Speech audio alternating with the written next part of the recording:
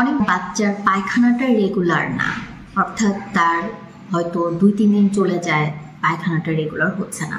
এই ব্যাপারটাতে আসলে কিন্তু সিরিয়াস হতে হবে, কারণ বাচ্চা খাবার গ্রহণ করছে এবং সেটা থেকে প্রয়োজনীয় পুষ্টি শরীরে যাচ্ছে, বর্জ্য পদার্থ যেটা বের হয়ে যাওয়ার কথা সেটা বের হচ্ছে না।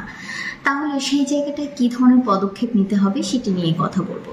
প্রথমেই আমরা কোনো মেডিসিনে যাব না, অর্থাৎ সাপোজিটরি বা কোনো ধরনের ট্যাবলেট, সিরাপ এগুলোর দিকে না গিয়ে প্রাকৃতিকভাবে বা ফুডের মাধ্যমে আমরা একটু চেষ্টা করব।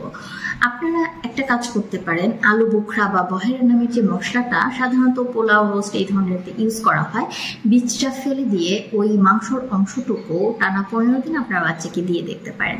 এটা বেশ ভালো কাজ করে। এছাড়া সকালে ঘুম থেকে উঠে একটু কুসুম গরম পানিতে 2 ফোঁটা লেবুর রস দিয়ে বাচ্চাকে খালি পেটে খাইয়ে দিতে পারেন, এটাতেও ভালো একটা রেজাল্ট পাওয়া যায়।